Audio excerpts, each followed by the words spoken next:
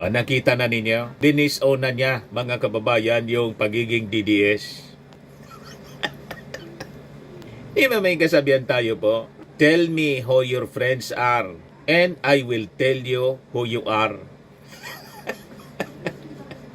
Di ba po? Pag magkakauri po, magkakasama-sama, flock together, birds of the same feather. Pero ngayon po, dinidisown na niya.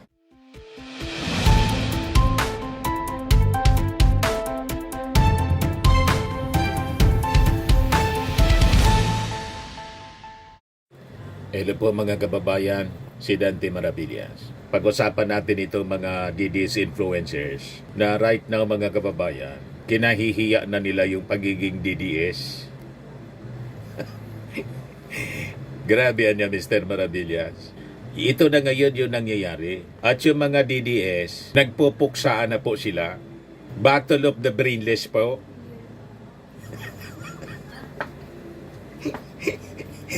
O, di ba, mga kababayan? Talaga yung mga masasamang loob po, normal sa kanila ang magpuksaan. Para si sindikato po, pag hindi na po nagkakasundo sa hatian, partihan mga kababayan ng ng daloy ng pera, nagpupuksaan. At ngayon mga kababayan, dinidisown na nila yung pagiging DDS. Yan ngayon ang nangyayari. Puksaan at kinahihiya na nila yung ma-associate sa grupo ng mga DDS. Talaga pong kayaya man talaga ang maging DDS po. Kasi sa totoo lang, sabi nga ng ibang mga netizens, ang pagiging DDS niya is a mental illness. Pag naging DDS ka, ang ibig sabihin yan, mga kababayan, may tama ka. Magkikita po ninyo, manifestation sa kanilang mga pag-ugali. Talagang may mga tama, nagpupuksaan sila.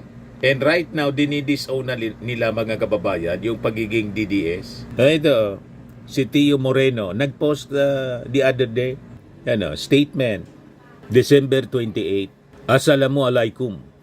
Allow me to clarify that I'm not affiliated with any DDS groups. If you see me attending some of their events or appearing on photos with them, it is because of the movement in the causes we happen to share. Yes, I am friends with some of them, but I have never claimed nor considered myself a member of any particular group. Nakita na ninyo, dinisown na niya mga kababayan yung pagiging DDS. Di ba may kasabihan tayo po? Tell me who your friends are and I will tell you who you are. Di ba po? Pag magkakauri po, magkakasama-sama, flock together, birds of the same feather. Pero ngayon po, dinidisown na niya. Ayan I remain independent because I value independent thinking. I dislike being a bubble, being told what to think or do. And I strongly oppose echo chambers. Madaling sabi, sa kanyang statement mga kababayan, may nagdidikta talaga sa kanila. May gusto rin siguro maghari-hari. O, di ba po, mga kababayan? Kaya nagbabangayan sila kasi lahat magagaling. Yun ang tingin nila sa kanilang mga sarili. Lahat kasi mayayabang, mana sa kanilang tatay. O, di ba? Like leaders, like followers. Lahat kasi mayayabang, Yan, I have stayed independent since 2016 and that has always been my position.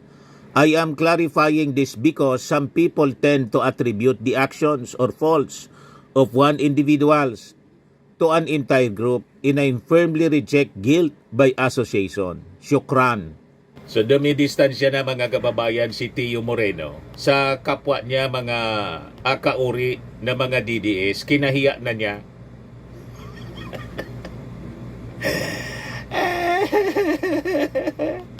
Kaya iya naman talaga yung mga pinagagawa ninyo. Ang unang kaya iya yung leader ninyo.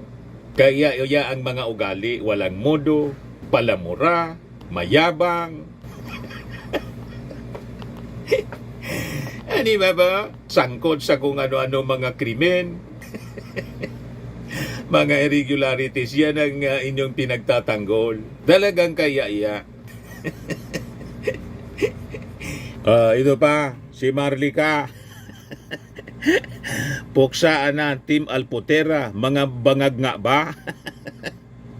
Inaaway man niya mga kababayan, yung tinatawag na Team Alputera. Ito naman yung pag-aaway ng mga DDS versus DDS versus Humba. Nag-away-away dahil sa Humba, doon sa dahig mismo mga kababayan. Kasama doon si Harry Roque.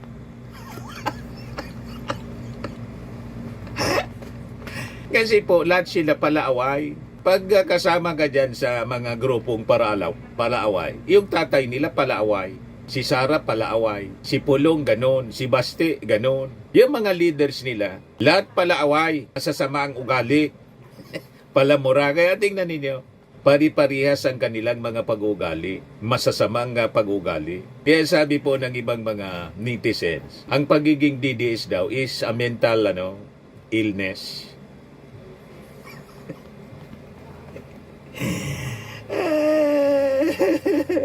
Yung ginakaya na nila yung sariling tatak, yung tatak DDS. So unti-unti nang lumilitaw mga kababayan ang hindi maitatanging pattern ngayon dito sa grupo ng mga tinatawag na DDS. Na ang pagiging DDS hindi na po nila pinagmamalaki. Ito'y kanila lang itinatanggi, kinakaya at iniiwasan. Kahit ng mga pinakang maiingay na mga tagapagtanggol nito. So ito po hindi simpleng bangayan ng mga personality. Ito ay self-destruction. Tulad ng ginawa ni Sara, self-destruction at saka ni Digong. Pati yung mga supporters nila, nagsi-self-destruct na. Like leaders, like followers mga kababayan. So ito yung kilusang hindi na kayang panindigan mga kababayan yung sarili nilang pangalan. Sa totoo lang po, kapag ang isang grupo ay magsimulang magtakwil ng sariling label, malinaw po ang sinasabi niyan, ang pahiwatig niyan sa publiko, na may mali talaga sa kanilang sariling label. Sa mismong brand, yung pagiging DDS mga kababayan.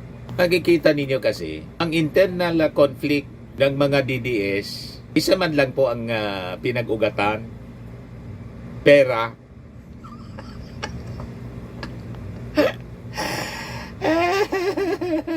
So, hindi na po bago itong awayan ng mga DDS versus DDS. Sa loob ng ilang taon na po, mga kababayan, pera ang ugat ng kanilang alitan. Paulit-ulit lang, mga kababayan. Pakinggan ninyo kung ano yung kanilang pinag-aawayan. Kung bakit sila nagpupuksaan. Pera.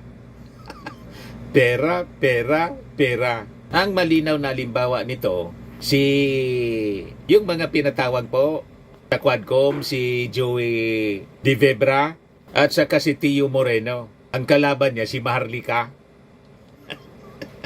Nagpupuksaan sila. Kapwa sila nag-aakusahan ng pangingikil, pangingi ng pera sa mga kaalyado.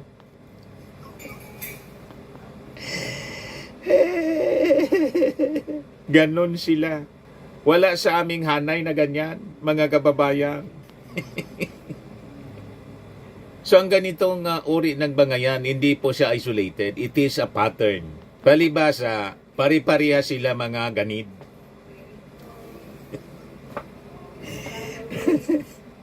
Ano ba po, mga kababayan? So kung paulit-ulit po ang hidwaan ng dahilan pera, malinaw po na hindi prinsipyo ang nagbubuklod sa kanila. Malinaw na ang nagbubuklod lang sa kanila, pakinabang. Pag wala ng pakinabang at nagkakagamitan dahil sa pera, ayun, nagpupuksaan na po sila. Pag nawala yung pakinabang, nagkakainan na sila ng buhay. Pakinggan niyo po, toxic. Napaka-toxic. Panoorin mga kababayan yung kanilang mga vlogging. Sila nagpupuksaan. Nag-aakusahan ng pangangwarta.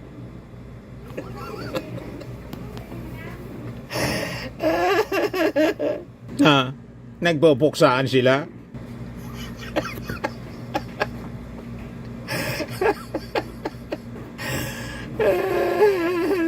ko sa inyo.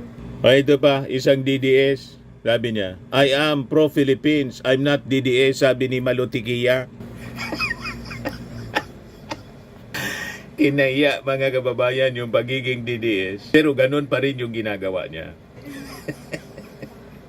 Pinopromote ang mga Duterte mga kababayan. Malinaw sa kanyang mga commentary, mga post sa kanyang page defending the Dutertes mga kababayan. Pero kinahihiya niya ang pagiging DDS. So si Tio Moreno mismo, kinahiya na yung pagiging DDS niya. Alam naman natin po, matagal na siyang propagandista ni Sara Duterte. Pero pag itinanggi mo na yung pagiging DDS, so ang ibig sabihin yan, ang label na pagiging DDS mga kababayan, kinahihiya na niya. Hindi na kasi kagalang-galang. Kasi po, sa totoo lang, walang umaayaw po sa identity. Kung ito po ay may credibility, tingnan ninyo kami mga kababayan, proud kami na supporters ng ating Pangulong Bongbong Marcos. Nang sabi nila bangang, bakit hindi kami naniniwala sa mga sinasabi nila na ang ating Pangulo bangang? Wala kang makitang manifestation, physical manifestations at pag-uugali, mental manifestations. Ang manifestations ng pagiging bangang, makikita mo kay Sara at kay Digong, kay Baste, sa lahat ng pamilya Duterte, sa pagdamit, sa pananalita, sa pag-uugali. Nandun lahat, mga kababayan, sa mga Duterte, ang pagiging bangang, pagiging violente, ganun ang manifestation ng isang bangang. Wala yon sa ating Pangulong Bongbong Marcos. Kaya kami proud to be associated sa Marcos family, minus Aimee. Kasi si Aimee, nahawaan na ng masamang ugali ng mga Duterte sa kadidikit niya sa mga Duterte.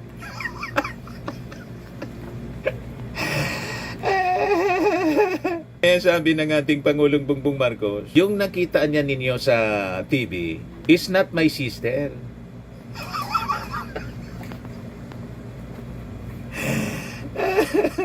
Dinis na mga kababayan kasi wala man na niya akong kapatid na ganyan.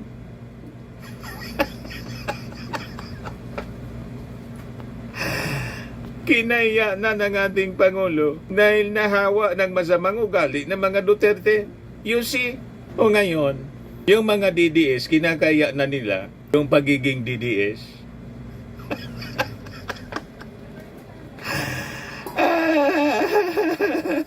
So ang pagdistansya ni Tio Moreno po, ang pagtanggi niya na hindi siya DDS, ito po ay hindi pagiging neutral.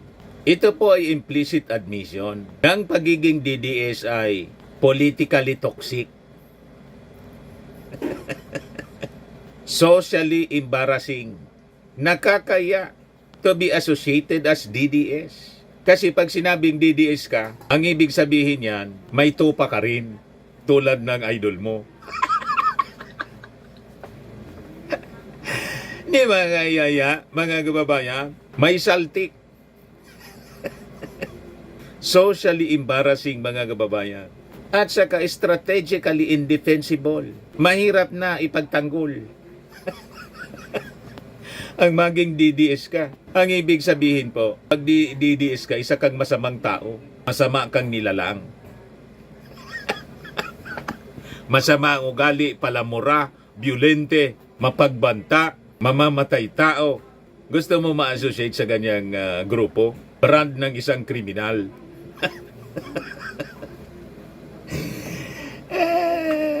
Siyempre wala. Nakakaya, mga kababayan. Kaya kung akala ng iba na isang sandata, mga kababayan, yung pagiging DDS, mali po. Isa ng burden, isa ng pasanin, isa ng kahiya-iya ang pagiging DDS. Mismong sila nagpupuksaan dahil sa pera at mismong sila na mismo nagdi-dissociate. Itinatanggi na ang pagiging DDS. Malinaw po, mga kababayan. Mismo malinaw.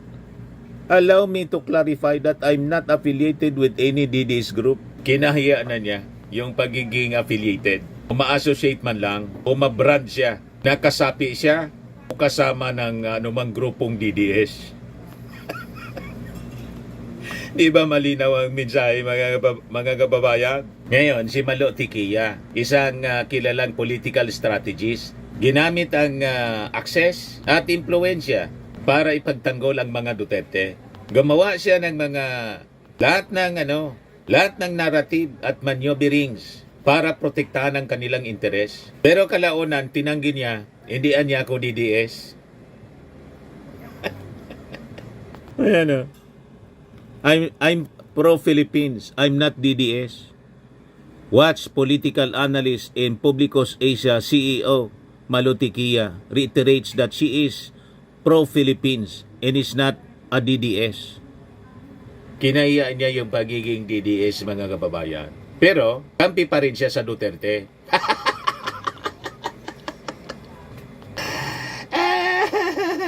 Ayaw lang niya mabrand na isa siyang DDS, pero full-blooded siyang DDS. Pinahiya lang niya kasi makikita naman po ninyo yung mga ginagawa ng mga DDS ngayon. Nagpupuksaan dahil sa pera.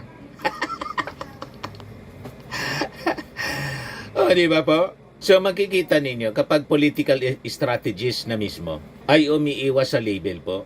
Ang ibig sabihin niyan, hindi niya kayang ipagtanggol yung produkto, yung pagiging supporter ng Duterte. Ito po ay isang tahimik pero malinaw na mensahe na ang DDS brand ay bagsak na po. Kinahihiya kahit mismo sa loob ng mga utak ng mga nagbenta nito. Kinahihiya na nila yung pagiging DDS. You see? Si Mayor Magalong, ganun din. Tahimik siyang didepensa sa interes ng mga Duterte. Sa mga investigasyon tulad ng mga anomalya sa infrastruktura sa Davao. Pero tinatanggi niyang isa siyang DDS.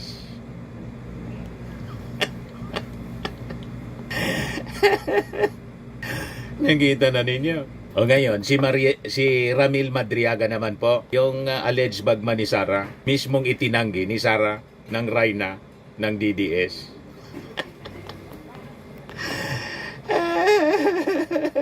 Bumaliktad kasi at binulgar mga kababayan mismo si Sara. Alam naman natin si Ramil Madriaga, di ba, nag-execute siya ng affidavit. Siya daw mismo yung mismong founder ng ISIP, Sara is my president. Nasabi ni Ramil Madriaga, ang nagpondo kay Sara sa pagka vice-presidente mula sa Pogo at saka sa droga. Nakita na ninyo? So makita ninyo, ang ugali ng mga Duterte, si Sara Duterte, nang may pakinabang, kilala niya si Ramil. Nung naging peligro na si Ramil, tinanggi na niya.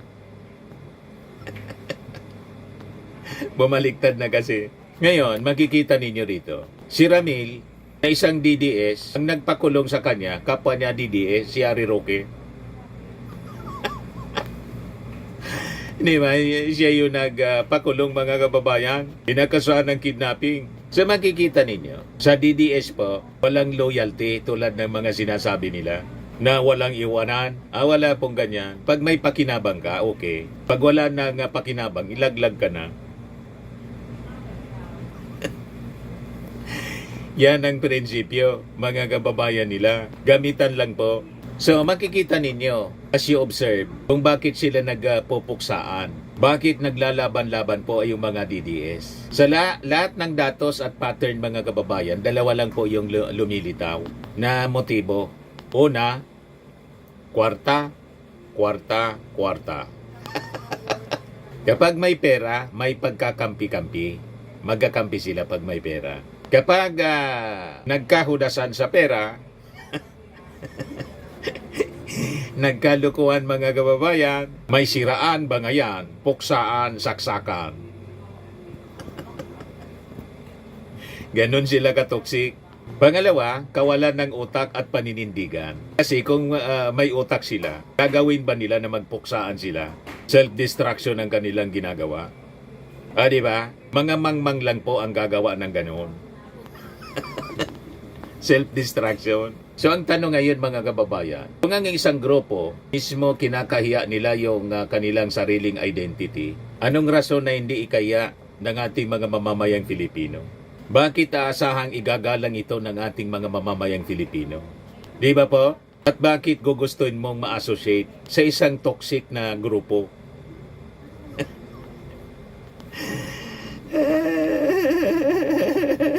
So makikita ninyo, itong mga taong ito, sa kanilang mga ginagawa, pinapakita nila na sa kanilang pag-aaway-away, pagpupuksaan, malinaw ito yung mga taong walang credibility, walang dignidad, pari-parihong walang dignidad, na dapat ikahiya mga kababayan talaga ng bawat Filipino. Dati humba po nagpupuksaan dahilan sa humba.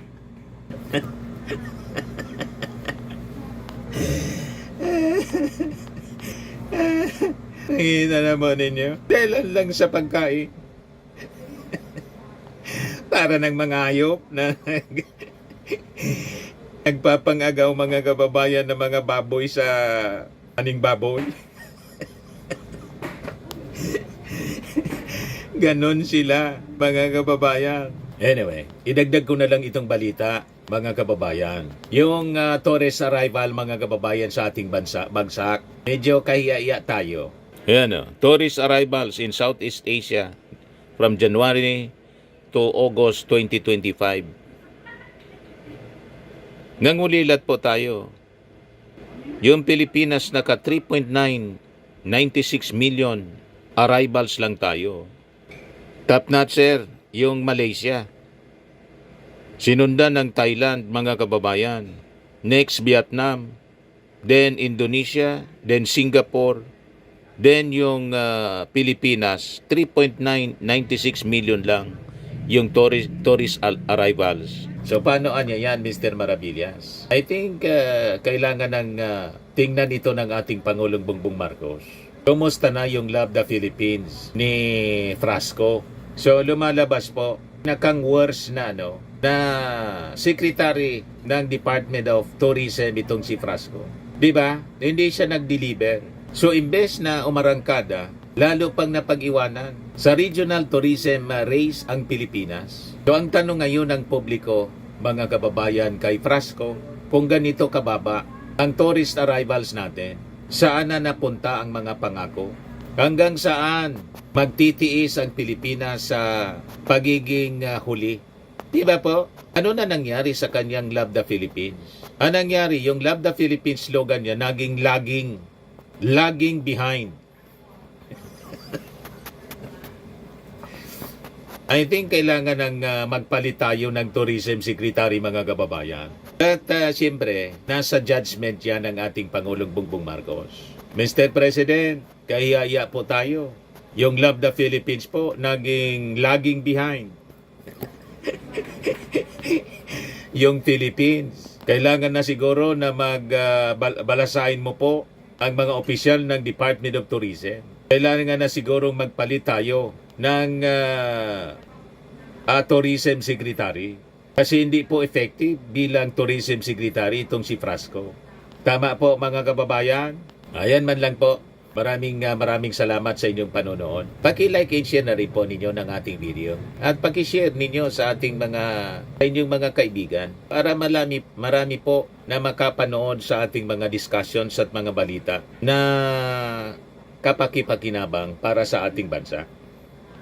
Sa mga naghanap ng malinis and spacious fitness gym, pumunta lang po kayo sa aming Colossal Fitness Gym. We also offer Grab Car Rental with our brand new 2023 model ng Toyota Innova. We also accept booking for those who are planning to travel via PAL, Cebu Pacific, and other airline companies, local and international, and bills payment for Meralco Bills, PLDT, Aleco Bills, etc. Ang Colossal Fitness Gym is located at 3rd floor Security Bank Building, Landco Business Park, Legazpi City, Albay. For inquiries, look for Chilon Maravillas. Contact number 0966-802-0949. Yan yung aming Innova. Lagi na pong matao sa amin. Pati mga foreigners po, tingnan ninyo. Mga British tourists sila. Ang lalaki ng katawan na, mga kababayan, nag-gym sa amin. Ito naman po, Indian National. Ito mga mga European sila. Ito naman yung bago naming product na binibenta online, Eye Glow Serum. Whitening po siya galing sa South Korea. Tingnan ninyo yung epekto sa aking anak na architect entrepreneur, Riz Maravillas.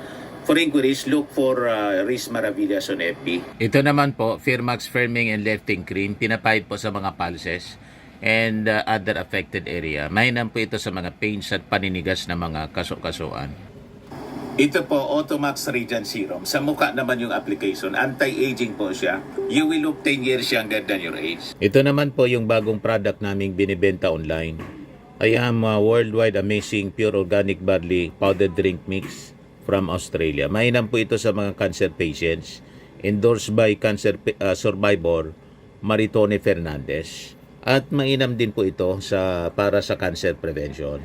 Para sa inyong mga orders and inquiries, dumiretso na lang kayo sa page ng aking anak, Riz Maravillas. Sa mga mahilig naman po sa mga imported bags and wallets, dumiretso na lang kayo kay Ma'am Eileen Rosales. Eileen Closet po. Nakabase siya po sa Amerika.